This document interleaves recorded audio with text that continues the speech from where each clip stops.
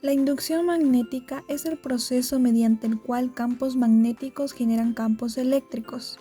Al generarse un campo eléctrico en un material conductor, los portadores de carga se verán sometidos a una fuerza y se inducirá una corriente eléctrica en el conductor.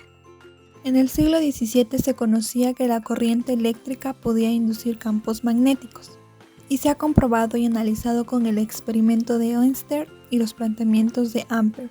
En 1820, Hans Christian Oersted observó que la aguja magnética se desvía siempre que pasa una corriente por un cable cercano. Oersted llegó a la conclusión de que una corriente eléctrica crea a su alrededor un campo magnético. Los inventores y pensadores intuyeron que la electricidad sería la base de la industria y la tecnología, y buscaron nuevas formas de generarla, así como Michael Faraday, que fue un científico británico que estudió el electromagnetismo y la electroquímica. Sus principales descubrimientos incluyen la inducción electromagnética, el diamagnetismo y la electrólisis. El experimento de Faraday. Para este experimento se necesita una bobina, un galvanómetro y un imán. Faraday observó que cuando apagaba la corriente en la bobina A, creyendo que el experimento no había tenido éxito, el galvanómetro conectado a la bobina B detectaba pulso de corriente. Con más cuidado observó que el paso de corriente de manera continua por A no producía ninguna corriente en B. El experimento de Faraday consiste en que se conecta una bobina a un galvanómetro y se introduce un imán. Podemos notar que mientras el imán permanece inmóvil, no se aprecia actividad en el galvanómetro, pero cuando se mueve, podemos notar que la aguja se inclina a un lado. Al acercarse el imán a la bobina se produce una corriente eléctrica y éste cesa al detenerse. Y cuando se aleja el imán, éste reaparece en sentido contrario. Se puede concluir que cuando más rápido se mueve el imán, mayor es la intensidad de la corriente.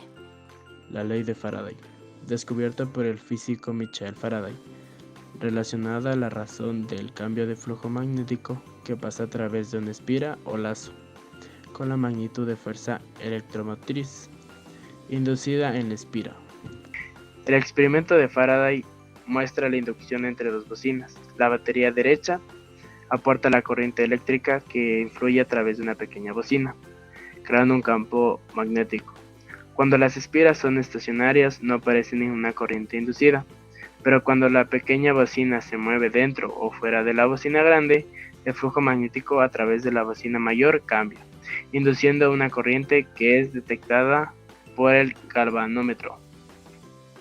El cálculo del flujo magnético nos va a permitir conocer la cantidad de magnetismo dentro de un circuito. Se deben reconocer tres aspectos importantes para poder calcular, que son el campo magnético, la superficie y el ángulo que se forma entre estos dos. El flujo magnético se representa con la letra griega Φ y es el producto del campo magnético, que su unidad es el Tesla, por el área de la superficie, que se mide en metros cuadrados, por el coseno del ángulo, que se mide en grados. La unidad de medida del flujo magnético es el Weber. Se debe tener en cuenta que a mayor número de espiras, mayor intensidad.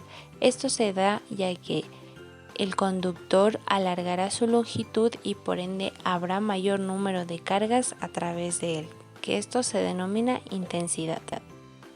La ley de Lenz establece que la corriente inducida surge en dirección tal que produce un flujo inducido en contraposición a la variación del flujo inductivo. Se puede resumir así. En esta gráfica se ve que al aumentar el flujo inductivo, el flujo inducido contrarresta esto. Mientras que si existe una disminución del flujo inductivo, el aumento del flujo inducido contrarresta la misma.